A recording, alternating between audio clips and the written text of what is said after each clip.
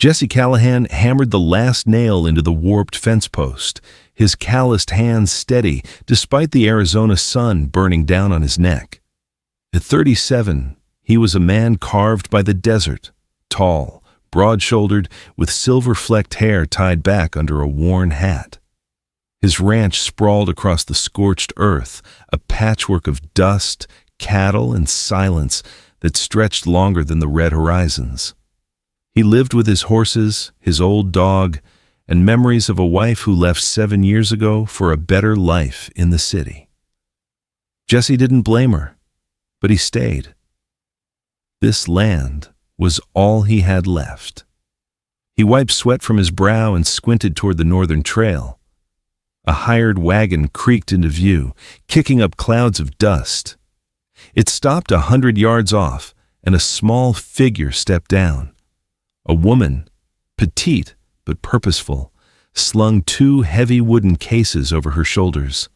Her dark hair was pinned tightly, her dress practical, dusted with the journey's grime. She stood there, alone in the swirling sand, like someone waiting for the desert to decide her fate. Jesse approached, his boots crunching on the dry earth. "Lost?" he asked, voice rough as gravel. She turned, her eyes sharp and unflinching. "Rebecca Hartwell," she said. "Geologist. I'm here to study the desert rocks." Her eastern accent was crisp, her tone leaving no room for doubt. Jesse raised an eyebrow, leaning on the fence. "Rocks around here burn through boots. Sure you're in the right trade, Miss Hartwell?" She smiled, a quick flash of defiance. "I've handled hotter things than your desert, Mr. Callahan." He snorted, half amused, and tipped his hat. "Suit yourself. Town's 20 miles back, no inns out here." "I don't need inns," she said, hoisting her cases higher. "Just a place to work." Jesse shrugged and turned back to his fence, figuring she'd learn soon enough. The desert didn't care for scholars or their books, but as he drove another nail, the sky shifted. The horizon grayed, and a low howl stirred the air. He glanced up, his stomach tightening. A sandstorm was coming, fast and merciless. "Miss Hartwell," he called, striding toward her. She was unpacking instruments, oblivious to the darkening sky. "Drop that and move, now!" She frowned, clutching a brass tool. "These are my equipment. Don't argue," he snapped, grabbing her arm. The wind roared, whipping sand into their faces. Rebecca yanked free, her eyes blazing. "This is my work!" she shouted, voice nearly lost in the gale. "And you won't work if you're buried!" Jesse seized her wrist again, firmer this time, and pulled her toward the house. She stumbled, clutching one case, but he didn't let go. The storm hit like a whip, a wall of sand and fury that stung their skin and choked their lungs. Jesse shielded his eyes, dragging Rebecca through the blinding haze. Her breath came in sharp gasps, her defiance crumbling under the desert's wrath. He didn't know why she'd come to this God-forsaken place, but he knew one thing. The storm had trapped her here, in his house, among his ghosts. And as the wind howled like a living thing, he felt the weight of her presence settle into the silence he'd carried for years. Outside, the desert raged. Inside, 2 strangers stood, bound by a storm neither had chosen. The storm raged for 3 relentless days, turning the Arizona desert into a swirling prison of sand and wind. Rebecca Hartwell had no choice but to stay, her research halted by the unyielding fury outside. Jesse Callahan showed her to the spare room at the back of the house, the one his wife had once claimed as her own, before she packed her bags and headed east for a life with more promise than dust and isolation. The room smelled of aged wood and faint lavender, a ghost of what it used to be. Rebecca hesitated in the doorway, her hands still gritty from the escape. "I don't want to impose," she said, her voice steady, but her eyes betraying a flicker of uncertainty. Jesse shrugged, hanging a lantern on the hook. "The storm doesn't ask for permission, Miss Hartwell. Neither should you." He He left her to settle, retreating to the main room where he stoked the fire in the stone hearth. The house creaked under the assault, but it held, as it always had. Jesse busied himself with chores, mending a torn shirt, checking the water barrel for leaks, anything to avoid the strangeness of having another person under his roof. For years, his days had been a rhythm of solitude: rise with the sun, tend the cattle, fall asleep to the coyotes' howls. Now, the air felt thicker, charged with her presence. The first morning after the storm eased slightly, Rebecca emerged from her room, determined to pull her weight. She insisted on helping with breakfast, rummaging through his sparse pantry for flour and eggs. Jesse watched from the table as she mixed a batter, her movements precise but unpracticed in this rustic setting. The pan sizzled on the stove, but soon smoke billowed. The flapjacks charred black on one side.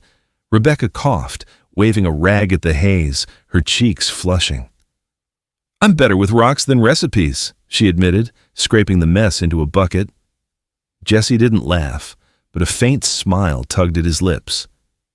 "Dessert'll teach you quick. Here." He took over, flipping a fresh batch with ease, the aroma of coffee joining the mix. They ate in silence at first, the wind still moaning outside like a trapped animal.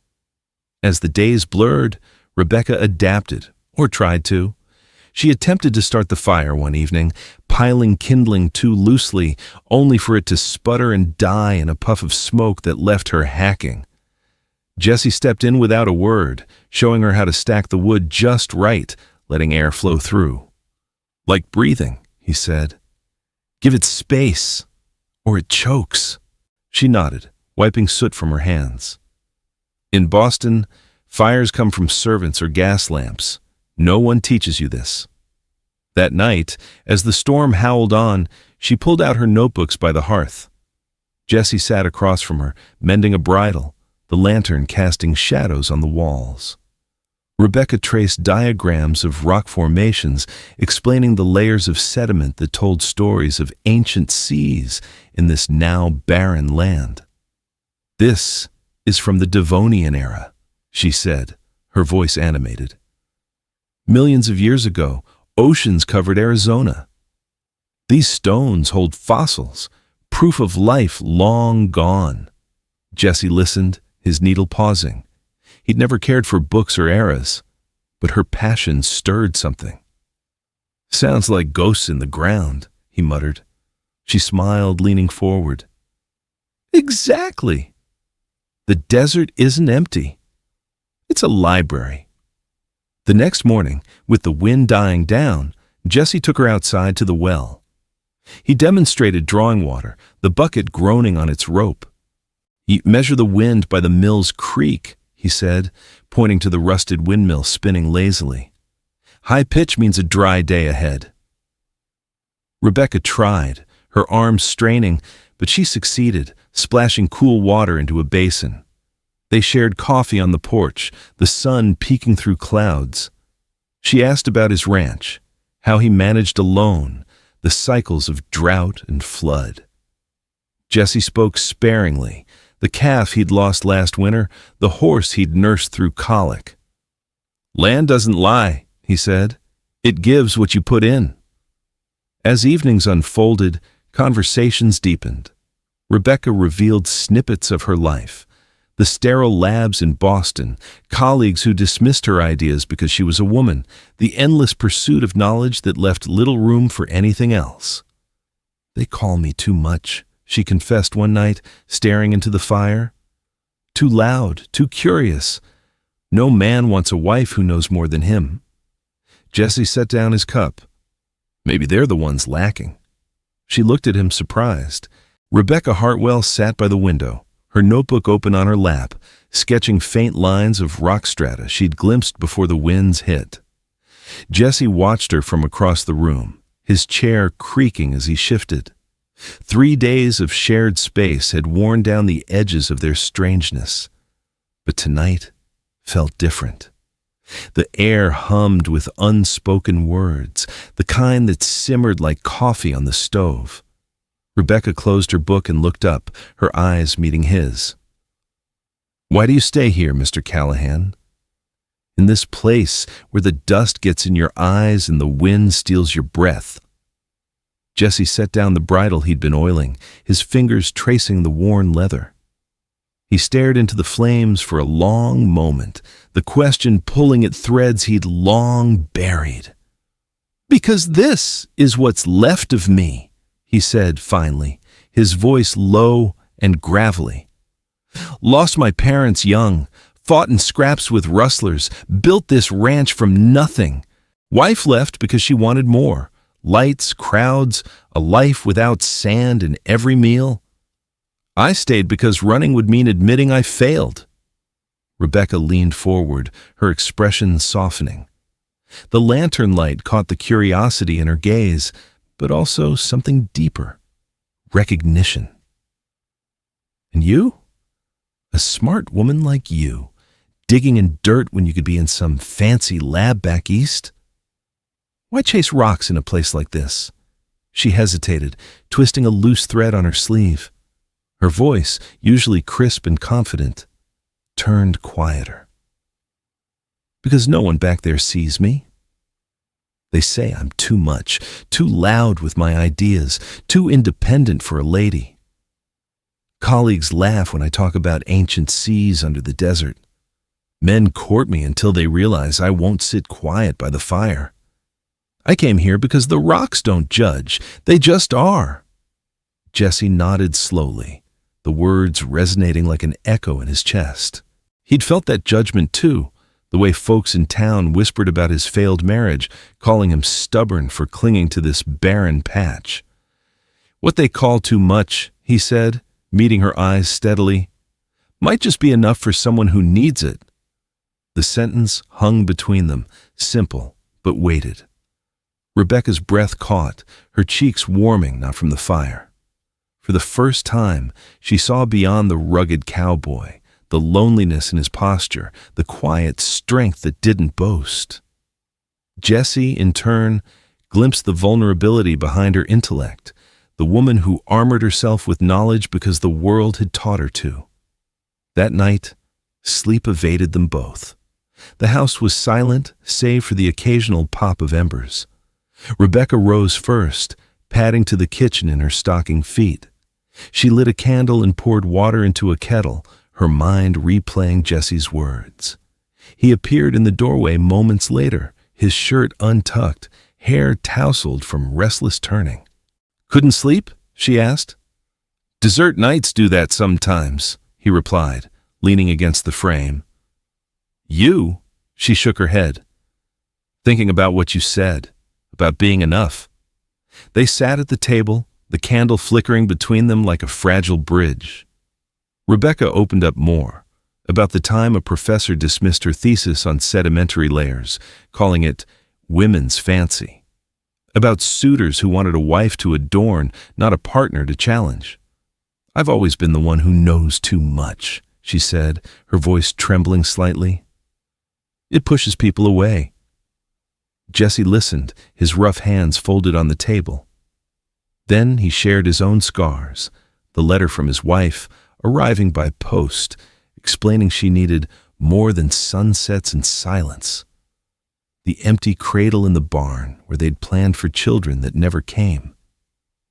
"Felt like I wasn't enough," he admitted, the words raw. "Like the land took everything good from me." In that dim light, barriers crumbled. Rebecca reached across, her hand brushing his, a tentative touch that spoke volumes, not of passion, but of understanding. They talked until the candle burned low, sharing stories of small triumphs. Her discovery of a rare fossil in Maine, his rescue of a foal during a flash flood. Laughter crept in, Rebecca mimicking a pompous colleague, Jesse recounting a cattle drive gone comically wrong. As dawn edged the horizon, painting the sky in soft pinks, they rose. No vows were made, no lines crossed, but something had shifted. The desert wind whispered through the cracks, carrying not just dust, but a fragile hope. Jesse and Rebecca weren't strangers anymore. They were two souls who, for the first time, felt seen. And in the quiet of that Arizona morning, they knew this was no accident. The storm had brought them together to teach what no book or life lesson ever could, that broken pieces could fit, if given the chance. The days following their late-night conversation carried a subtle warmth, like the desert sun after a rare rain. Rebecca Hartwell dove back into her work with renewed energy, setting up her instruments in the barn Jesse had cleared for her. She mapped rock samples under the lantern's glow, her notes filling pages with sketches of ancient formations. Jesse watched from afar, helping where he could, hauling water or sharpening tools, but the ease between them felt fragile, as if one wrong word might shatter it. One afternoon, while Rebecca was out collecting samples near the dry wash, Jesse entered the house to fetch a canteen. Her notebook lay open on the table, a stack of letters beside it, sealed and addressed to colleagues in Boston. Curiosity tugged at him. He hadn't meant to pry, but the top letter caught his eye, its flap slightly ajar. The words leapt out. "This interruption in the desert has been trying, a place I must endure due to the weather. Once cleared, I'll return to Boston and resume my proper career." His chest tightened, the ink blurring as old wounds reopened. Interruption. Endure. The phrases echoed like accusations. To her, he was just a detour, a rough cowboy in a dusty ranch, nothing more than a temporary shelter from the storm. The memory of his wife's farewell letter flooded back, her elegant script declaring the ranch too small for her dreams. Jesse folded the letter carefully, his hands steady, but his jaw clenched. He wouldn't confront her. Pride wouldn't allow it. Instead, he'd pull back, rebuild the walls he'd let crumble. When Rebecca returned that evening, dust-streaked and triumphant with a new fossil shard, Jesse was chopping wood outside. She approached, holding up the find like a treasure. "Look at this. Trilobite traces from millions of years ago." He glanced briefly, nodding without his usual interest. "Good for you," he said, swinging the axe harder than necessary. Splinters flew, but his tone was flat, distant. Rebecca frowned, lowering her hand. "Is something wrong? You seem off." "Just work," he replied, stacking the logs. "Dessert doesn't stop for chit-chat." She tried again over supper, serving the stew she'd mastered under his guidance. The table, once filled with easy talk, now echoed with silence. Rebecca pushed. "Jesse, if I've overstepped—" "You haven't," he cut in, eyes on his plate. "Sky's clearing. Roads will be open soon. You can get back to your life." The words stung, laced with an edge she didn't understand. Rebecca set down her fork, her appetite gone. "Back to my life? What does that mean?" He shrugged, rising to clear the dishes. "Just saying. Boston's waiting. Real work, real people." She stood, confusion turning to frustration. I thought this was becoming something." Jesse turned away, rinsing a bowl under the pump. His back was rigid, the hurt hidden in the set of his shoulders. "Maybe it was. But interruptions end, don't they?" Rebecca's eyes widened, piecing together his coldness. She hadn't meant for him to see the letters, quick notes to placate her superiors, worded poorly in haste. But explaining now felt like begging, and her pride matched his. "If that's how you see it," she said quietly, retreating to her room. The next days dragged in awkward tension. Jesse threw himself into ranch work, branding calves, repairing the windmill, avoiding the house until sundown. Rebecca buried herself in her notes, packing samples with mechanical precision. They spoke only necessities. Pass the salt. Rain might come. The warmth of their shared nights evaporated, replaced by a chill colder than the desert evenings. Yet, beneath it, doubt gnawed at Jesse, Had he misread? Her letters burned in his mind, fueling the distance. Rebecca, hurt by his withdrawal, wondered if she'd imagined their connection. The ranch, once a haven, now felt like a cage. As the sun baked the earth harder each day, Jesse stared at the horizon, the wind carrying no answers, only the echo of his growing regret. The morning sun rose over the Arizona horizon, casting a golden haze across the ranch that promised another scorching day. Rebecca Hartwell stood on the porch, her bags packed neatly by the door, the weight of departure settling like dust in her chest. She'd risen early, folding her notes and tucking away the fossil samples, but each motion felt heavy, reluctant. The desert wind whispered through the creosote bushes, carrying the scent of dry earth and faint hope. But today, it felt mocking. Jesse Callahan hitched the wagon, his movements deliberate and silent. He adjusted the harness on his old mare, avoiding Rebecca's gaze. The misunderstanding from the letters hung between them like an invisible wall, his pride too stubborn to breach it. He'd convinced himself she was leaving anyway, back to Boston, to her proper career. Better to let her go now than watch her fade like his wife had. But inside, his heart twisted. The ranch already felt emptier. As Rebecca stepped down from the porch, 3 small figures burst from the neighboring trail. The children Jesse often watched when their parents rode into town for supplies. Tommy, the eldest at 8, with freckles and a gap-toothed grin, little Sarah, 6, clutching a rag doll, and Ben, 4, trailing behind with wide eyes. They'd grown fond of Rebecca during the storm's aftermath, drawn to her stories of ancient seas and hidden treasures in the rocks. "Miss Rebecca," Tommy called, skidding to a halt. "You going away?" She knelt, forcing a smile. "I have to, sweetheart. Work calls me back east." Sarah tugged at her skirt, tears welling. "But you said you'd show us more rocks, the ones with sea monsters." Ben simply wrapped his arms around her leg, his small voice muffled. "Don't go. Stay with Uncle Jesse." Rebecca's throat tightened, glancing up at Jesse.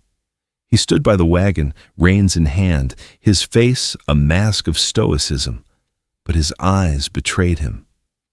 They held a storm of their own, pain, longing, the fear of another abandonment. The children's pleas cracked something in her. She thought of the letters, hasty words to appease colleagues, never meant to wound. She'd written of enduring the desert, but hadn't she endured far worse in Boston's cold judgment? Here, with Jesse, she'd found warmth, understanding, a place where her too much was just enough.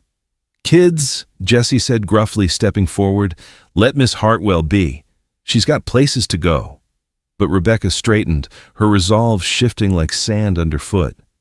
She met his gaze, seeing the man who'd pulled her from the storm, taught her to read the wind, listen to her dreams without mockery. "Jesse," she said softly, the children quieting around her, "those letters, they weren't about you. They were excuses to my old life. I never endured you. I found something here I didn't know I needed." He froze, reins slackening in his grip. "What are you saying?" She took a step closer, the wind tousling her hair. "Careers can wait, but love and people who need you can't. These children, this ranch, you. If you'll have me, I want to stay, not as a guest, but as part of this." The children cheered, Tommy pumping his fist, Sarah hugging her doll tighter. Ben beamed up at her. Jesse's mask cracked, his eyes softening as the weight lifted. He dropped the reins, closing the distance in 2 strides. "You sure? This ain't Boston. It's dust and hard days." She smiled, reaching for his hand, rough, warm, fitting perfectly in hers. "I'm sure. The desert's taught me more than any lab. And you've shown me home isn't a place, it's people." He pulled her close, not a grand embrace, but steady, like the ranch itself. The children clustered around, laughing as the mare nickered in confusion. For the first time in years, Jesse felt the wind not as a thief, but as a bearer of promise, whispering of new beginnings, of family forged in sand and storms. As the sun climbed higher, they unhitched the wagon together. Rebecca unpacked her bags, the children helping with eager hands. Jesse watched, his heart thawing under the relentless Arizona heat. The desert, once a symbol of loss, now bloomed with possibility. And in that golden light, with laughter echoing across the plains, Jesse knew some hearts didn't need saving from the melt. They needed the right flame to forge them anew.